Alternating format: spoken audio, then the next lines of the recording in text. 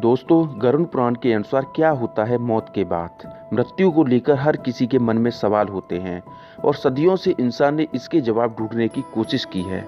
कई धर्म और विश्वास बने और लोग इन सब में मृत्यु के बाद आत्मा के होने का जिक्र करते हैं।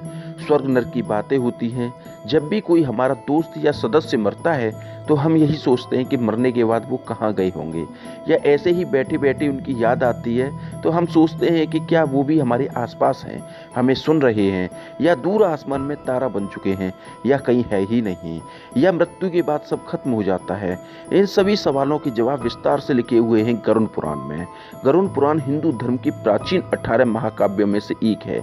ये वैष्णवी साहित्य का एक भाग है और भगवान विष्णु और गरुड़ के बीच मनुष्य को लेकर वार्तालाप के रूप में लिखा हुआ है।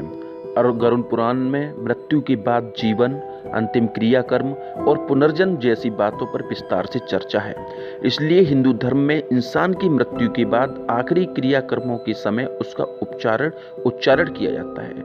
इसलिए हमने गरुड़ पुराण से खासकर इन्हीं सवालों के जवाब ढूंढे हैं जो हम इस वीडियो में बताने जा रहे हैं। आप इस वीडियो में ठीक से समझने के लिए अंत तक जरूर देखिए और सब्सक्राइब करना ना भूलिए।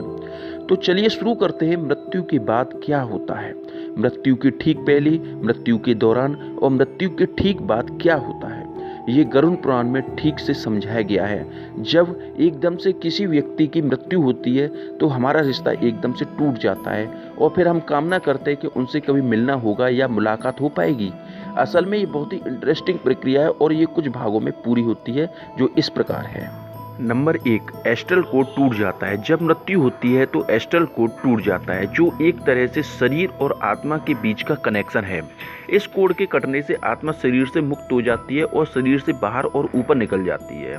अगर इतने लंबे समय तक शरीर में बने होने की वजह से आत्मा को उसे छोड़ने में मुश्किल आती है तो वो उसे छोड़ने से मना करती है, तो शरीर से निकलकर वापस घुस जाती है और इधर उधर गति करती है। ये हमें मरने के बाद शरीर के हाथ पैरों के मामूली हिलने से पता चलता है।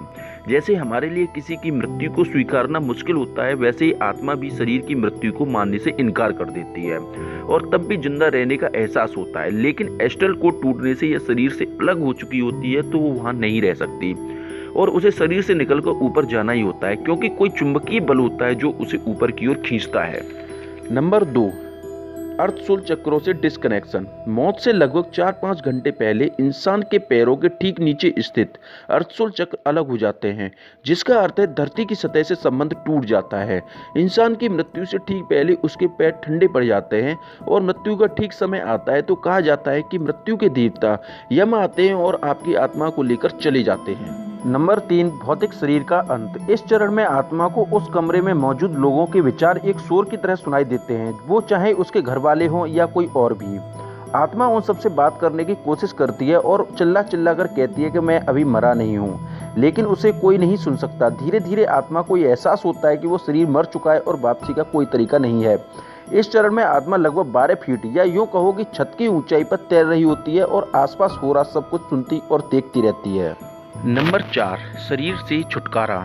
जब अंतिम क्रियाकर्म हो जाता है तो आत्मा मान लेती है कि उसका इस धरती पर रहने का माध्यम खत्म हो चुका है और जो शरीर इतने साल तक उसने अपना रखा था वो पंच तत्वों में लीन हो चुका है। आत्मा उस समय एक तरह आज़ादी महसूस करती है और शरीर में रहते हुए जो भी सीमाएं और रुकावटें थी वो अब खत्म हो चुकी हैं और आत्मा बस सोचने से ही कहीं भी आ जा सकती है।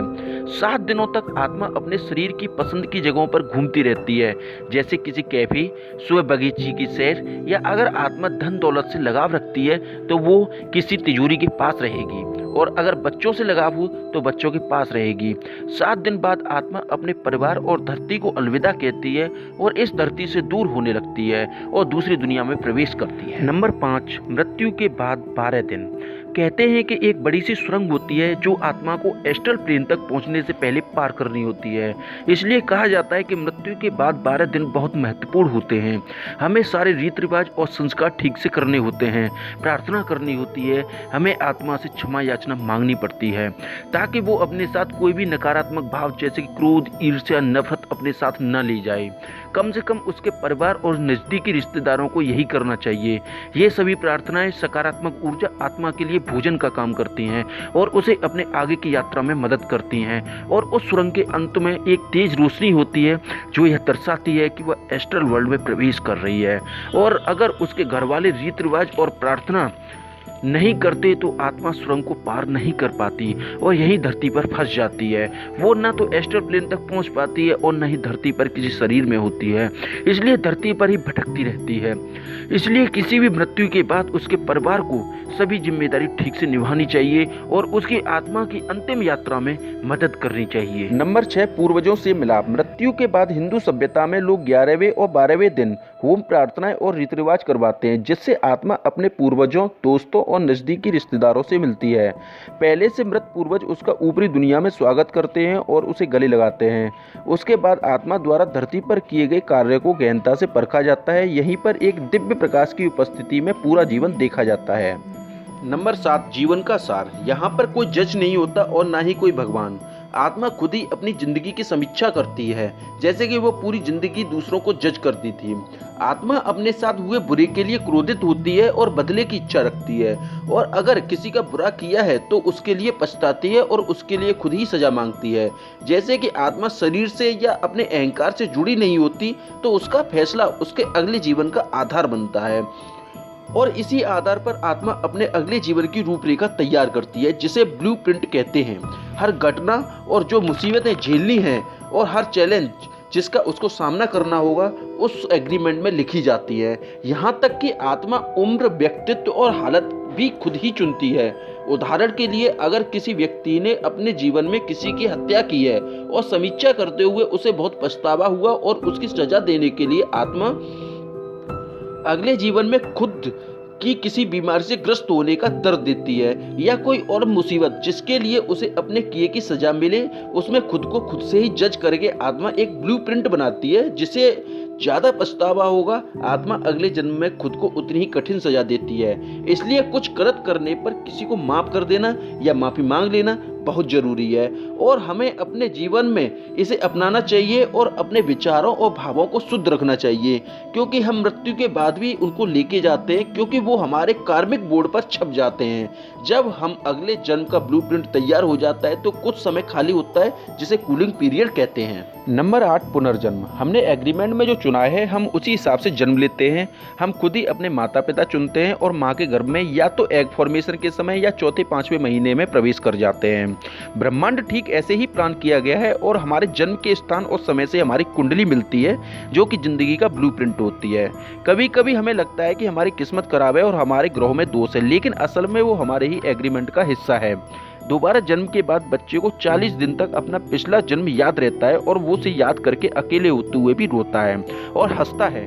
इसके बाद पिछले जन्म की सारी याददाश्त चली जाती है और हम जिंदगी ऐसे जीते जैसे हम पहले कभी थे ही नहीं।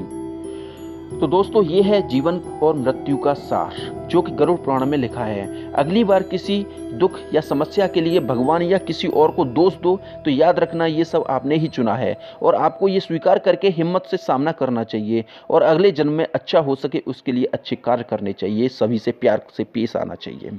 इसलिए हम कभी मरते नहीं, ये सफ़र ऐसे ही चलता रहता है और हम दोबारा मिलें उसके लिए एक लंबा ब्रेक हो सकता है और कुछ नहीं। दोस्तों, ऐसे ही नई नई जानकारी के लिए हमारे चैनल को सब्सक्राइब जरूर करें और इसके साथ ही हम विदा लेते हैं। धन्यवाद। जय श्री राम।